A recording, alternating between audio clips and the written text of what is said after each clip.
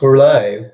We're live, man. Hey, welcome to the Scottish Liberty Podcast, our first one of 2019. Happy New Year to you. And we are on episode, 117. my main man. Considerable. For those of you watching on YouTube, you'll notice we have a new Logitech webcam, high definition. We're looking good for the new year. Actually, I think I looked better than the old one. This kind of, I look older. Well, you are a But I am, year I am older. actually older. Exactly. So we have a panoply of topics for you today. A what? A myriad, an endless number, a Okay. huge number, a huge, A plethora. a plethora. Any... Okay. We're just going to do this. We're actually just going to just keep coming up with different words for for an hour for a large number. Yeah. Um, Okay, what have they got for the people first, Anthony Samarov? well, the libertarians have taken to cleaning up the parks, the national parks, in the wake of the government shutdown. Yeah, the government has been shut down in America. Oh, what a pity. I mean, government shutdown. That must be two of the most beautiful words in the I mean, whole they better get their of act the together English before people language. start to notice that they don't actually need it. Yeah, I mean, this happened in the. This happened. This is not unique to America. This happened actually in the UK. At one time, there was a hung parliament when they couldn't decide because there wasn't a clear majority for the Conservatives. So for about a month and a half, we effectively had no government. And guess what? The guy who drove the bus, he still drove the bus. The guy who ran the shop on the corner, he still ran his shop on the corner. Everybody just got on with their life regardless. And they've managed to get on top of it. But Belgium, on the other hand, they had no government for close to a year at one point. And surprisingly, the trains ran, the buses ran, the toilets got cleaned. Apparently even roads got built. And So it's funny because this is about Trump building the wall, isn't it? Partly. yeah, they're basically Democrats have, but not only Democrats, in fairness, some Republicans as well have spat out the dummy and said they're not going to pay for the wall. Fair enough. Fair I enough. don't know why Trump just doesn't crowdfund I it. thought it was. Didn't someone start that out? I thought that they said that he said Mexico was going to pay for the wall. Well, initially, yeah. And Well, unfortunately, the Mexicans weren't in on that. They weren't down with Yeah. that deal. usually Nah. politicians get lambasted for no. not fulfilling their campaign promises, but he's trying to fulfill a campaign promise. But well, yeah, it's like, as I said, government shutdown must be two of the most beautiful words in the English language when paired together. But this is interesting because this is the kind of thing that I think libertarians should be doing to show voluntarism in action. So we think, I think we all have mutual responsibility to take care of our public spaces, and government doesn't necessarily need to pay for that, said Ethan Bishop Henchman. And it's definitely. Henchman? Is that his name, or is he actually his job? And he's Bishop Henchman. A henchman to a bishop. And it's definitely not paying for it right now. Okay. So it's interesting because I have actually heard of other situations where people went on strike and governments went on strike, and or the police went on strike and the crime rate went down and stuff like that. Unfortunately, I don't have stats. Libertarians are obviously about reducing the size of government, and this explains Jess Mearns, and this is something that Alexander Tocqueville, when he went and visited America, he said one of the great things about America was that when people saw a need, they saw it as their job to get together and form some organization or something like that to fulfill that need. Whereas back in France, everyone assumed it was the government's fault, and he thought that was one of the reasons why, the government's job, and he thought that was one of the reasons why America was a great country. So the federal government's meant to maintain the parks. So I just think that one of the things I think is that the government depends on people basically being a bit crap and incompetent and poorly organized, because everyone says There's a video here, Libertarians Clean Up National Parks During Government Shutdown, if you want to check it out. Yeah, that's what everyone says. Sorry to go on a tangent. Like, I think one thing that would be great for libertarians to do, I know I shouldn't put the responsibility on you guys, and maybe I should do it, is to create organizations that teach people basic, like, handy skills, like putting up shelves and doing your plumbing, or woodwork and crafty skills, because I think the fact that most people can't do this kind of stuff anymore has created some of the kind of dependency. And it also means that, you know, you're a useful person to be around for others if they have some kind of problem. So that's just our lead story. Do you want to move on to something else, or do you want to say anything more about it? No, I think it's my applause goes out to them. My hat's off to them. As you can see, permanently off, a permanent tribute to them. So yeah, this is very much the kind of thing that libertarians should be doing. Stevie McNamara of the Scottish Libertarian Party was trying to do something similar to this. We are trying to get something called Libertarians in the Community. All right, Libertarians or Libertarians in Action, Libertarians. We haven't quite decided yet. Yeah, but so yeah, and start doing practical things. Yeah, partly as a ruse to get people to join the party. Just kidding. Kidding, not kidding. Yeah, exactly. So well done, you. Well done, Libertarian Party. Is it DC? It's Washington DC. Washington DC. So well done. I also often think in my area, like, it's filled with trash and stuff like that because people don't really look after it, and it's partly because my area's. Sorry, I'm going to get in trouble for saying this, but I've already said that black slaves had a better standard of living than serfs in Russia, so you can't get more controversial than that. Like, it's full of council houses, so no one really feels like they own anything, so they don't really take proper care of it. I often thought a great thing would be to take out school kids and say, let's clean up our area, we'll make it fun, and that would maybe instill a sense of the actual value of not littering. Okay. Sure. Okay. So from talking of trash and getting rid of trash, the Scottish Notional Party, as I like to call them, the SNP in Scotland, the governing party of Scotland. You have to tell people why they're notional. They're notional because, well, yeah, okay, if you're new, you've heard me say this before if you're a regular listener to the show, but they're notional because they're called the Scottish National Party, but there's nothing remotely nationalist about them. Now, you could say that's a good thing, but why call yourself that, if you know what I mean? They don't, contrary to their propaganda, they don't believe in independence. They believe in a power transfer from Westminster to Brussels. So they're really not into the whole independence thing. So in fact, if you believe, basically, the pro-EU, if you're in the SNP and you actually believe in independence, they mock you and call you a little Scotlander. So they're fraudulent, basically, and they are the party in power here in Scotland. What I want to add is this, for our American listeners, this is going to concern some principles that are international. It's not just Scottish news.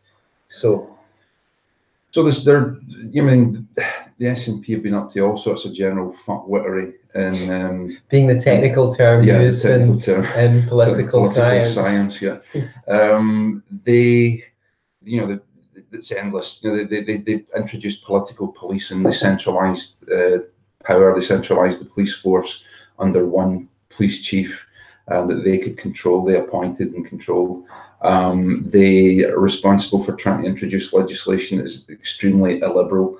Anybody that's listened to our previous shows will be aware of that.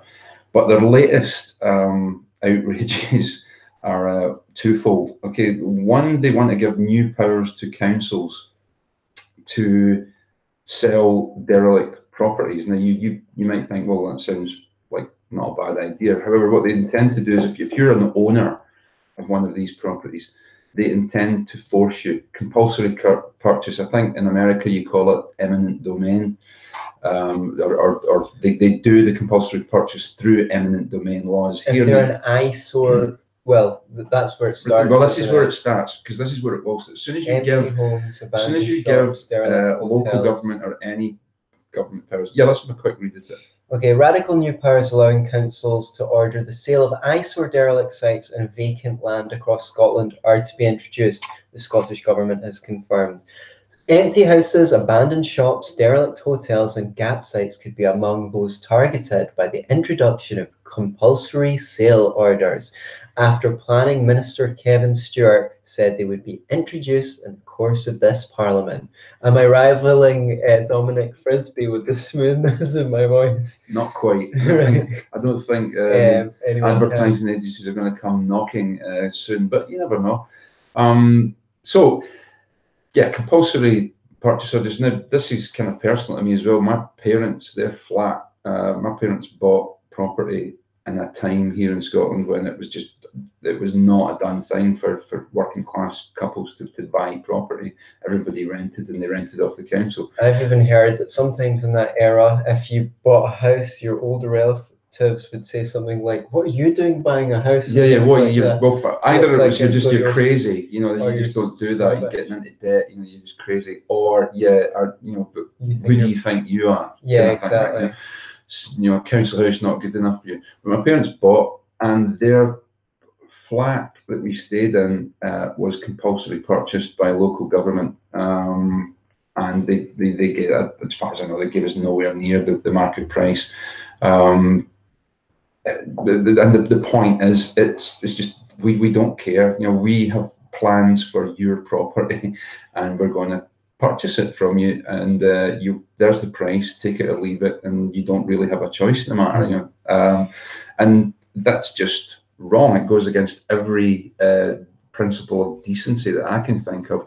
And I think that once you allow... a few of the principles of indecency as well. Exactly. And this is it starts with derelict property. Now, by the way, as far as I'm aware, one of the biggest offenders for land banking and for properties lying derelict are the councils themselves. So, are they going to start by selling off their own property instead of keeping it until the price goes up and up and up? So I don't think so. And once you give government powers to do this, and it starts, people might say, okay, it's derelict site, it's an eyesore, it's a derelict building, let's get rid of it. It starts with that, and then suddenly government can then appropriate property at will. Jeremy Corbyn here, the Labour Party leader and the opposition leader in the UK, has openly said that if you've got two houses, he's going to take one off you. He didn't even say he's going to compulsory purchase it. He just said he's going to take it off you and redistribute it. In the week of the Grenfell Tower collapse, there was people saying that rich people's empty properties should be used to put up people who were damaged in that tragedy. And as sad as that is, that's just not the way to go, because the principle underlying it is your property isn't your property. It's the community's property, and the community is allowing you to have that property. And the problem with that is that while property rights are upheld by a community of sorts, whether it's the society or the government, etc., even from a utilitarian perspective, which is not the one I share, it creates instability where you end up with this sort of situation in Africa, where many places in Africa where people would refuse to start a business or to try anything because you never know when it's going to be taken off you, because there's no security in property rights. So let's make the case, or at least present the case. Shona Glenn, head of policy research at the Scottish Local Commission, said the logic behind the proposal is to address quite a specific problem. Very often what you get with these vacant sites or empty buildings is that they're in parts of the country where there isn't an awful lot of turnover of properties, so there isn't a lot of transactions going on. Very often they're quite deprived communities. This creates a problem because it makes it very difficult to assess the value of what of that property might be. And it's not valuable unless someone's trying to buy it. And what that means is that it's quite easy for owners of these sites to have quite unrealistic expectations of what that value might be. That's basically a way of saying we should be able to underpay them. Right. There are more than 3,000 sites of land lying derelict and more than 30,000 empty homes. Right. What I want to say is, it's almost like, see if I thought that the government could be trusted to Well, do they can just to stop do you right this. away. Then Right. the government can be, Yeah, the exactly. government and trust. Yeah. Those two words have no It's place. like, In the same but sense. what would be the market mechanisms for doing this? Okay, supposing you lived in either, in anarchitopia and libertopia or anarcho-capistan, right? What could happen is, if these sites were affecting the property of affecting the value of other local properties, they could go to their dispute resolution organization or whatever the relevant body is, and saying, look, this their property, it's making the area look unsightly, and it's having a negative effect on our property values. They can, group together and make a class action lawsuit, and then that person can be slapped with a fine, or they can say to them, look, we'll broker for you and see if we can sell this on to we'll do the marketing and stuff like that for you to see if we can pass this on to the highest bidder. We'll see if we can get you a good deal, and you can agree to pass it on. If not, then you're going to have to pull your socks up, because you're basically causing harm or loss. You're causing an externality to everyone else in the area. That's one way it could be dealt with. Yeah, I mean, we've discussed on the show before, I think, and it's something that the Libertarian Party here in Scotland have discussed, is a land value tax system. Now, we don't like any taxation as Libertarians, but there is a case to be made that between income tax and land value tax, then maybe the land value tax would be the least bad option, and it would certainly go some way to solving land banking. It is, and the thing is, it's the least worst tax, because yes, although most liberals just go, oh, it's a tax on property, you just can't have that. Yeah, well, the thing is, if you're going to have a tax, which I think the land value tax is the least worst, because basically you didn't. We don't want taxes on people's labor, or because it deters labor. Taxes on commodities, also that discourages people from economic activity, whereas the land isn't actually the consequence of anyone's labor. It was there already. And in a situation where land is scarce, then what you're basically saying is, okay, you didn't create that land, although you might have homesteaded it or you purchased it off someone who did, but also, frankly, throughout history, the land was grabbed by conquest. There's no original homesteader, so you can make a contribution back to the community for upholding your property right to that land, basically. Can we just make sure that the people can hear us? I'm pretty sure they can hear us, but I don't. There's no harm in making sure. Wait, what happened there?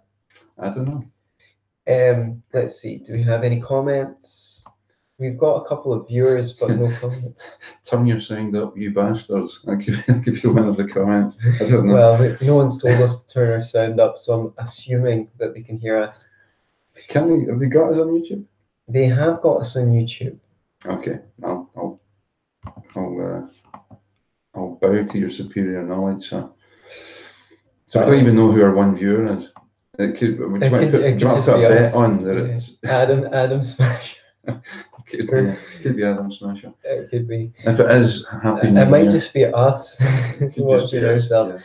Okay. In which case, anyway, let's get on with it. The SN. Now, this is a juicy story, especially because we always hear that the rich are getting richer and the poor are getting poorer, although more and more that is being smashed because there's no basis for believing that. Well, the rich are getting richer, but the poor are getting poorer. Poor are getting richer as well. The SNP warned wealthy could leave Scotland as top wages decline in real terms. Oh, boo-hoo, the wealthy are leaving Scotland. Who cares? That's a standard line. Right. High earners in Scotland have suffered a real terms fall in wages in recent years, while lower paid workers have seen their pay go up, new research has shown. Those in occupations, including directors, IT professionals, engineers and managers, have all seen their pay go down in the past year as the Scottish Government presses ahead with plans to increase tax burden on such workers. Yeah, because there's not enough millionaires and billionaires to tax. So it always comes out the middle class. It has prompted fresh concerns. Wealthier Scots may be prompted to leave the country. Bad writing, prompted twice in the same sentence. Where was your editor? The top earning 10% of Scottish His workers. editor's left the country to get more money somewhere else. That's pretty He's good. got to work for the Times in London. Yeah, sorry. That's pretty good. So the bottom 25% of earners, those making 17,000 or less, have seen their wages go up by 5%. Oh, good. Those on median salaries of about 23,833 have seen a smaller increase of 1.9%. I don't know if these take into account inflation or not. Do you know what? Whenever I'm listening to a podcast and someone reads out statistics, I just zone out. Yeah. Is anyone else like that? Tell me. Like, I don't mind it when I'm reading, but I totally zone out. I can show you a graph or something that kind of helps. Yeah. But anyway, sorry, who was it? Could you just back up a little bit? Yeah, Scottish Conservative finance spokesman Murdo Fraser. Murdo's got a bit of a libertarian bent to him. I would say he's a bit of a conservative or libertarian, as we call them.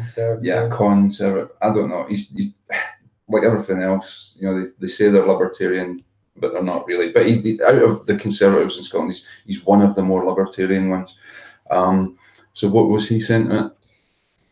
While many people will not have much empathy for the decrease in higher incomes, further tax increase could push this income bracket to leave and deny Scotland any tax take. However, the SNP tax hikes will also charge middle earners more compared to the rest of the UK, which, after such small wage growth, seems punitive.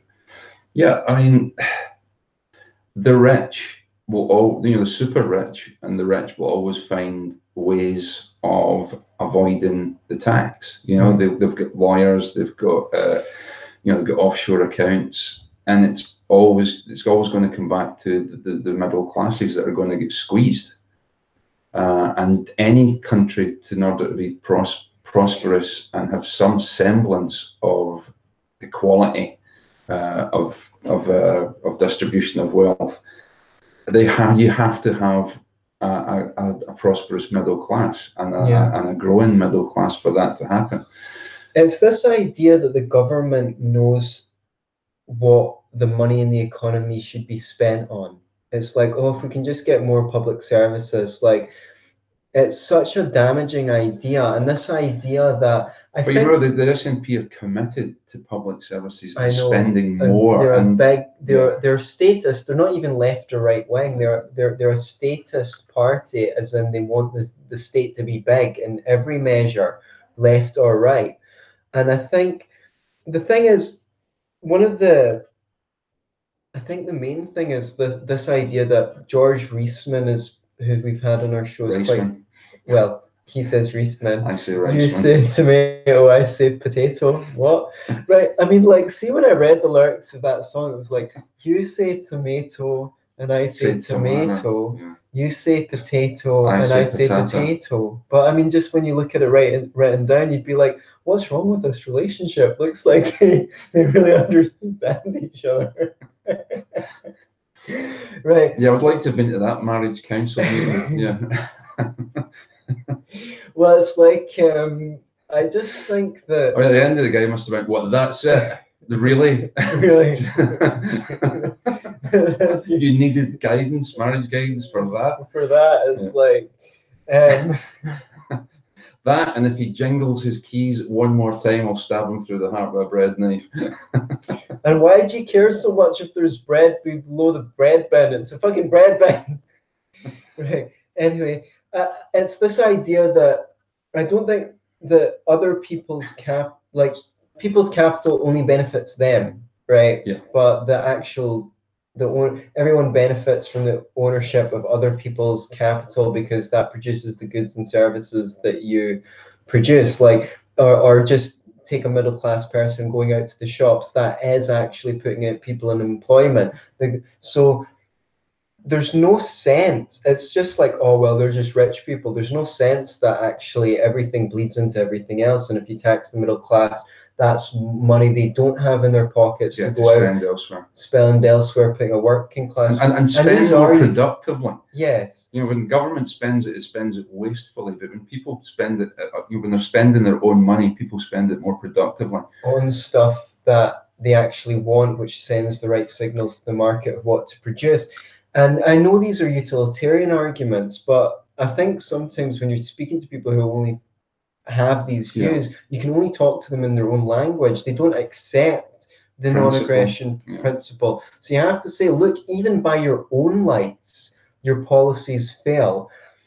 And I just think that the thing is, I want to talk a little bit about conservatives, because I feel like it would be so easy to create a conservative platform that would be saleable. It's just like you could do things like, well, look, public schools cost X amount of money to run per student, so we give tax break of £3,000 a year for people below a certain income, or we can make it a phased thing that want to take their kids out of out of public school and put them in private school. That'll help more people get a leg up.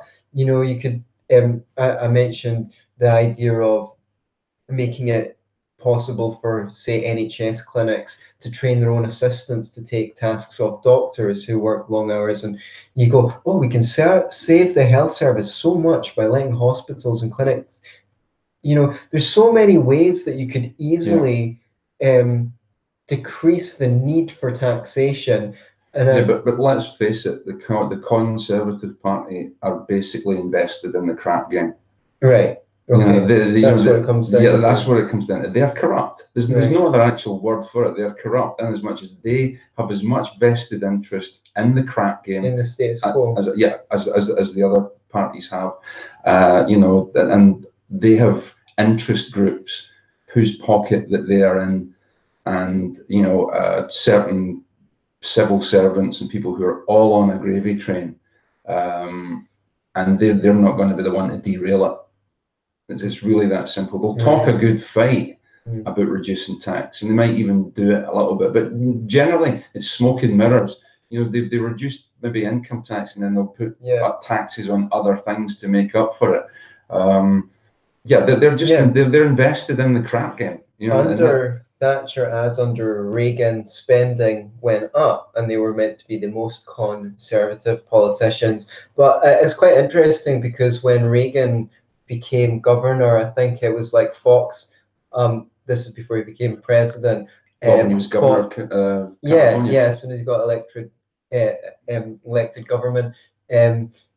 I think it was Fox bought some property off him for $2 million, making him rich for the first time in his life. And it's like, he talked a good game about cuts, of course, but he massively increased the government as governor as he did as president. While like he cut some like allowance for handicapped children. He goes, well, you know, we can cut this allowance for handicapped children while at the same time as massively increasing the budget for California.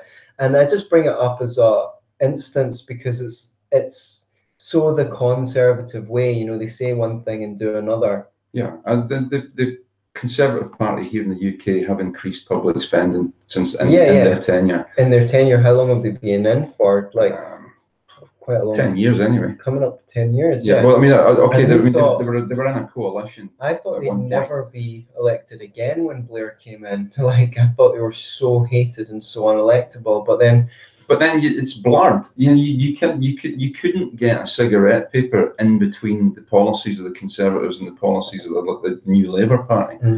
You know, but basically Labour only won by stealing the Conservatives' clothes. Right. And looking and acting more conservative. And conservatives and neoliberal.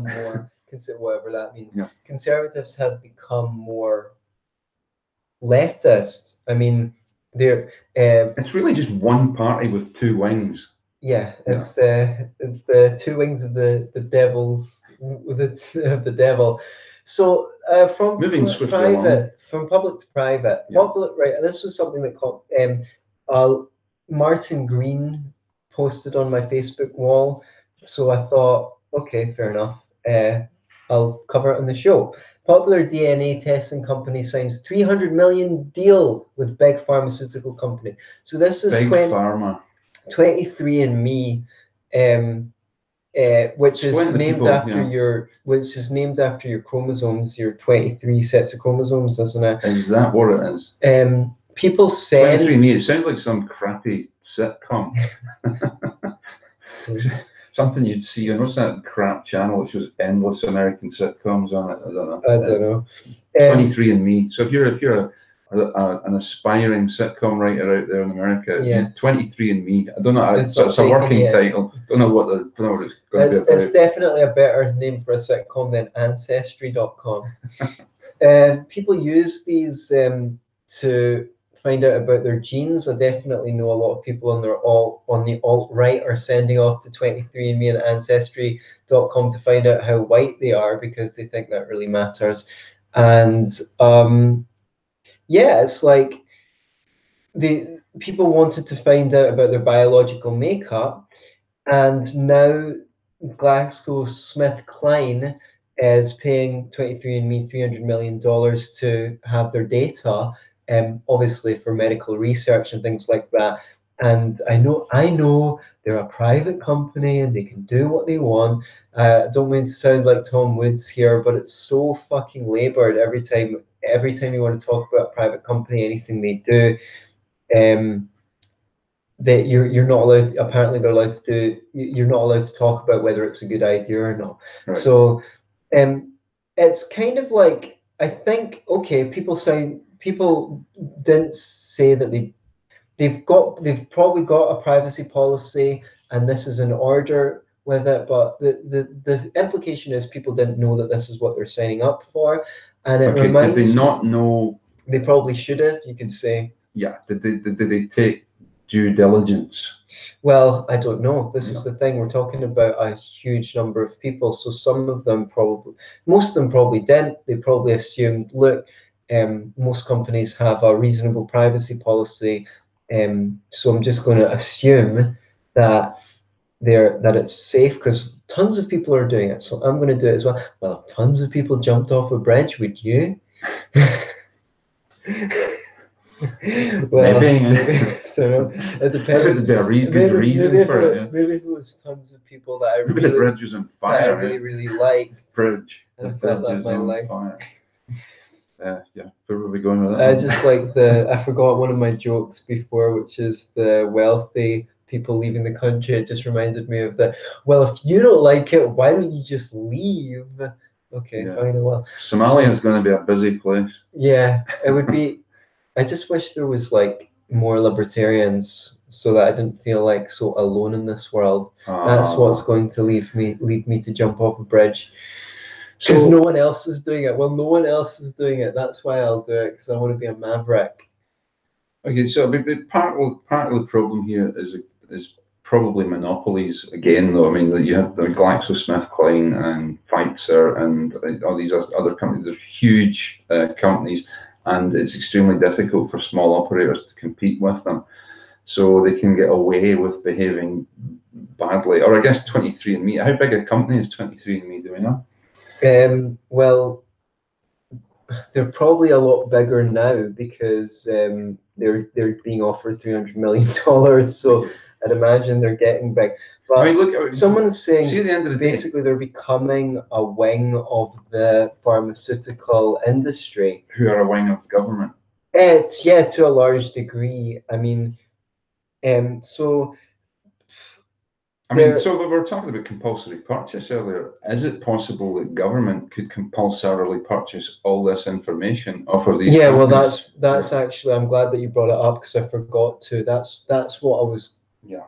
It's had 5 million users, so that's quite a lot. I mean, that's a lot of data. I'm glad you reminded me of that because my concern was more that one day the government's going to go, oh, we could really use this. Oh, you have to release the information because it's in the public interest. So we know about like the Nazis using census data to find out who was a Jew and or had a Jewish ancestry. So I mean, here's what baffles me about 23andMe to a degree. Okay, unless you're, I suppose, a Jew and you want to immigrate to Israel and you need to prove your Jewishness, what the fuck? Who's interested? Why do you really want to know what your ancestry is? Well, I guess I've had my interest sparked. Or is it for medical I always reasons? considered myself white until this whole alt-right thing exploded, and it got me thinking. And I was like, okay. And then I realized, wait a minute, my grandparents on my dad's side are from Ukraine. I know great-grandparents, and my grandparents on my mum's side are from Poland, and I never thought of myself as Slavic. So it would be interesting to me as to see how much of that is in me, but I'd be remiss to do it now after this story. But I do know someone. You may even find out you're not even Jewish. Yeah, that would be really funny. who you couldn't even guess who it was, who was so thrilled because when she got her test results back, she was all white, and pretty much less than 1% not white, and this made her really, really happy. For what? Because see if it had come back and she was like 2% not white or 10% not white, in what way would that possibly affect her character or say anything at all about her that was different from before she knew it? Collectivism makes me want to smack my head against the wall. Kalergi, Count Kalergi. Have you heard of Count Kalergi? No. He was one of the eminent minds behind the formation of the idea of the European Union, and there's a lot of conspiracy in this as well. But Kalergi was basically an Austrian, half Japanese, half Austrian guy, and after the First World War, and it must have been really difficult for him to, being mixed race. But he developed a loathing of white people, and he basically saw people who were homogenous as basically inbred and medically inferior, and he thought that mixed race people were genetically superior to that, and he envisioned the European Union as being a melting pot to eventually get rid of homogeny.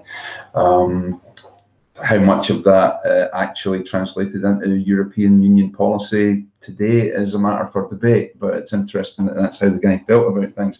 So yeah, I guess some of this 23andMe research is for medical reasons, or is it purely ancestry for the sake of just? Yes, some of it is for medical reasons. Now, I need to caveat here because according to this article, nearly 80% of users opted into sharing their genetic information with third-party entities.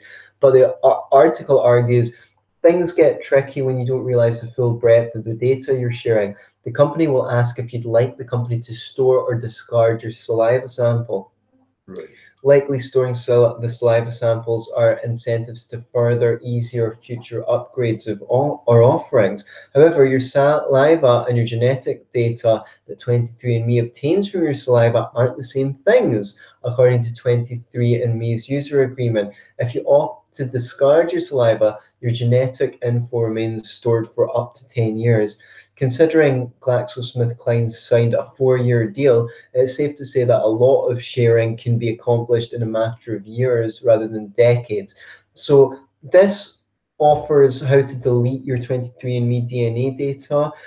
According to the consent form, the user gives the right to both 23andMe and whoever they deem as contractors the right to access and analyze your stored data using the same or more advanced technologies. If you want to attempt to delete it, you can file a request. With Ancestry.com, you actually have to personally call up their customer service and request that they delete your saliva sample. And the article ends with saying privacy, not drug innovation, is the issue here. Okay. So what's our verdict? That they are a private company. They can behave how they like, but they still might be dicks. They still might be dicks. I think that the ethical thing to do would have been to send an email or a circular to all the users and say, hey, would you like to be a part of advancing medical technology? If so, please opt in to our opt in rather than make it and give people the right to tick off, and that would preserve their integrity. And pay people as well, because I'm guessing that 23andMe are going to make a packet. Yeah, they're going to make a packet, and they can even say, you know, you haven't agreed to opt in. How about we'll give you $10 or something X or Y off your next service, or you know, we'll offer you this additional thing, because at the end of the day, a company will operate on their integrity, and this is going to be bad press for them. Okay, you've got a couple of other things for us. Okay, Anna Soubry, for those of you who don't know, conservative con, definitely with a big con, conservative MP, who is a Remainer, or a Ramoner as we like to call him. She feels that she doesn't like the result of the Brexit vote, and therefore we should have it again, and probably again and again until we get the result that she likes. These are always, I mean, like, as libertarians, we make no bones about it. We're quite upfront with the fact that we despise democracy. However, these people sing the praises of democracy. Democracy is wonderful. We have to spread democracy without the world, but they hate democracy.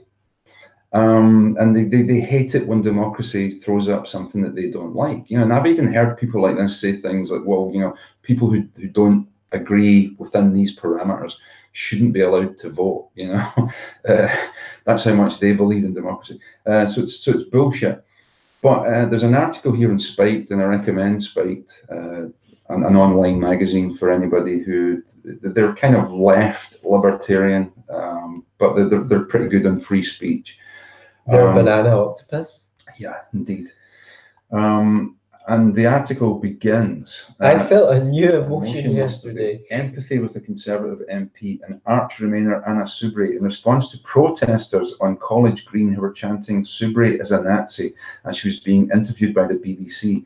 Soubry said, "I do object to being called a Nazi." Wow. Well, do you know what? Welcome to our world. I know, it's like, but even the posh, why did Tories need to make such fucking cliches of themselves? I do object to being called a Nazi. Can you just say, what do you want to say? Gonnie, no, call me a Nazi. Yeah, anything, not to sound like a top. Right. So many Leave, so she's, and I knew just how she felt. Many Leave voters will have, because for 2.5 years we've been civilly labelled as Nazis. Okay, branded, libelled. Yeah, libelled. Yeah, sorry, by everyone from Prince Charles to the Archbishop of Canterbury, to broadsheet columnists, and we've been labelled as racists, xenophobes. You know, the usual barrel of shit that we get called. But here's the deal. And this is something that people miss when they read this article. The concern that I have is, here in the UK, there are people being locked up, there are people being arrested, people being denied their liberty under hate speech laws. If you write something on Twitter or on Facebook, or you say something that somebody perceives, okay, that's the key word, perceives to be offensive, or racist or hateful, then you can be arrested. Now, the kind of people who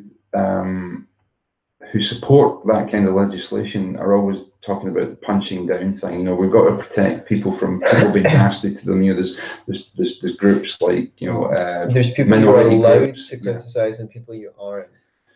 However, the police have been asked to actually investigate this incident as a hate incident because somebody shouted, "Anna Soubry, you're a Nazi." And this is where I think the hate speech laws are going in the UK. Now, when I was a kid growing up in Africa, I love the poetic justice of it. Yeah, when I was a kid growing up in Africa, it was a crime to make a joke about Kaunda, the president.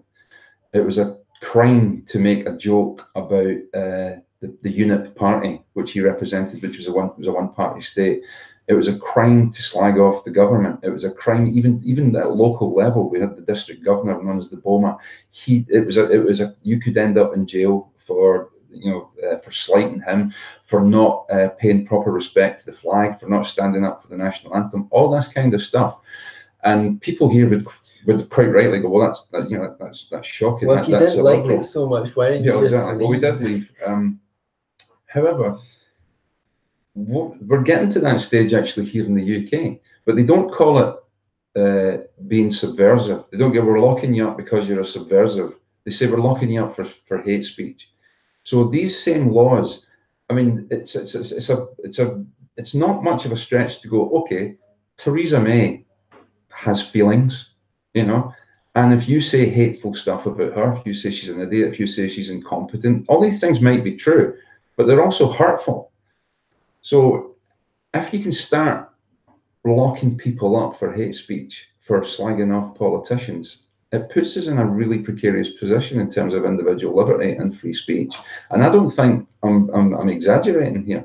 I think we really are there already. So these laws will be used to protect government from criticism. I think there's going to be a pushback, thankfully, when people actually, when it's someone I mean, that Jordan Peterson interview on GQ, where he brought up the Nazi pug salute, and the journalist was like, well, I think he said it was a joke, but it wasn't actually a joke. I think he just said it was a joke. That shows that she has done zero research or watched any Count Dankula to actually find out the story. But that's the perception that people have until they're touched personally by it. I think it's, I mean, I'm concerned. Like, I know someone who actually, say, got beat up for being a rocker and went to try and get the definition of hate crime expanded to encompass being beat up because you've been a rocker, right? See, that if the assault's a crime, I don't see why the motive should matter. Yeah. I mean, in Manchester, this is true. In Manchester, in England, Goths are regarded as a minority group, and they are afforded protections under hate speech and hate crimes. What difference? I don't understand it. If I'm punched in the face, I don't understand how it hurts less because I'm white and male and heterosexual, allegedly.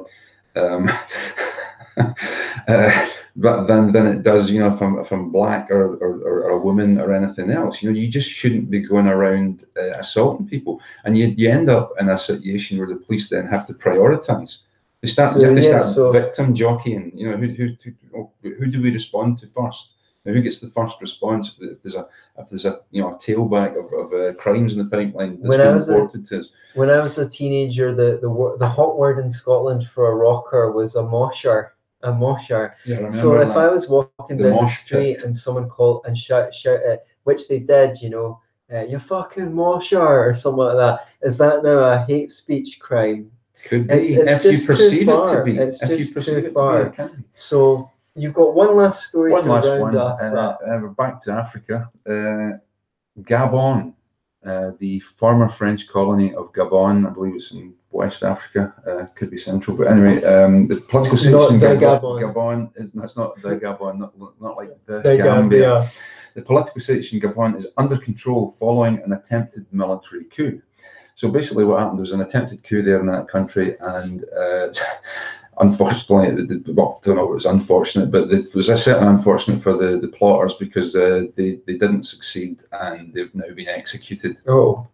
And but here's the thing, this is true, right? The president of this country is called Ali Bongo, right? President Bongo. And his father, he succeeded his father called Omar Bongo, right? But here's the thing. I mean, if I was up doing stand-up, right, and I was like, oh, some African country over there, the president, whatever, President Bongo, people would go, that's horrific. That's ridiculous. Get off the stage. That's racist. You can't call somebody Bongo. But that's the guy's name. And I'm just wondering. Unbelievable. It's uncanny. Well, here's the thing. Do you think he's called Bongo because he likes porn? Bongo. So for some of those of you in America, we call porno mags here bongo mags. You do. Okay, I don't know why. I think it's because some people would arrange, if they had a collection, they would arrange them open in a semicircle round about them, as you would play the bongos. Someone. That's what I can't imagine who you might be referring to. You bongo away, like this is bongo. And it does say he was called the Playboy. This Gabon's president was called the Playboy Prince. So maybe indeed he enjoyed Playboy more than for just the articles, and that's why he's called Bongo. But yeah, and if his first name was Bongo as well, that would be hilarious, because then it would be literally Bongo land. He should call his son that. And George Ayete, the great African economist, author of Africa in Chaos, great book. If you want to learn about the economics of Africa, is fond of saying that African politicians are magicians. They're the only people who go into office and come out with like $5 million real estate. And all the rich people, unlike in Europe and America, most of the people who are rich, the vast majority of people who are rich in Africa are just are actually politicians or ex-state heads of states and things like that. And if anybody thinks I'm out of order for making a fool of this guy's name, or it could be hate speech, but anyway, Omar Bongo dominated Gabonese politics for almost 4 decades, crushing dissent. Right, so he's not a nice guy, but it's a country, back to George Ayete, this is a country of 1.8 million people. It ain't a lot, and it's quite a big country. Unemployment rate, youth unemployment rate is about 35%. And despite the fact that it's an oil-rich country, its main export is oil, something like 2/3 of the population are in poverty. Yeah, they go in to office to loot the country, and we think that our politicians are corrupt, and they are, but it's a relative term. So I don't know what the solution is for Ali, but there used to be a magician actually in the UK called Ali Bongo. If he was alive today, he'd probably get done for cultural appropriation. So anyway, that's enough. That's Bongo. Another show. That's enough Bongo for this week. Anything to say in summation?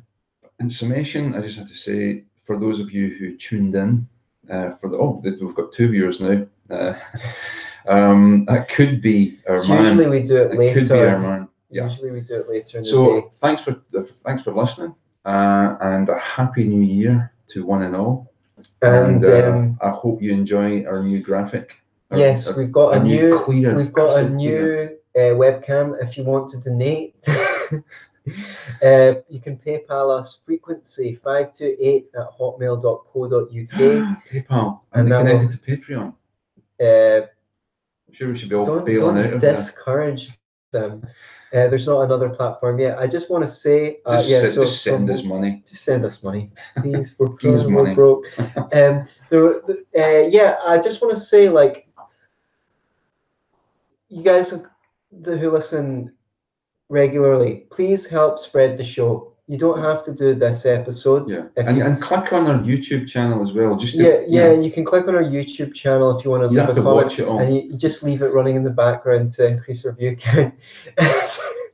Because you need, but more to the point, right? Grab your favorite episode or your favorite couple of episodes, open up Facebook Messenger and send it to one of your other libertarian or a couple of your other libertarian friends and say, I thought this was a really great episode. Choose the ones that stand out to you and send them out, because we go through periods where we do huge numbers of views and then sometimes it drops as it has over the new year. And it's like, it's very encouraging to us to keep on going if we see the show growing. Yeah. So, and let us know who you would like to see us interview on the show. And if you're a techie type person out there, if you're a wizard with the tech, why don't you do a montage of our best bits? Because we can use that as a Facebook advert. So I'd like to just say, help us, because it's nice. Help us, please, because it's nice to listen in, and I'm glad that we've got a few hundred people that listen to every show. That's really, really lovely. But it's like, don't keep it to yourself, because we can only do as much as we have support to do. I'd like to get higher profile guests and things like that, and Yeah. There's a lot of it's a bottleneck. It's really hard to grow from being a show of our size to make the leap to the next size of show, and we can't do it without your support. So if you enjoy it, don't keep it to yourself. Can we just have a quick look and see if there's any comments? Any comments? Any comments? Any comments at all? No Not a single You're what a comment today. lazy bunch you all are. Okay. Anyway, okay. Take care. Thanks. See you next time.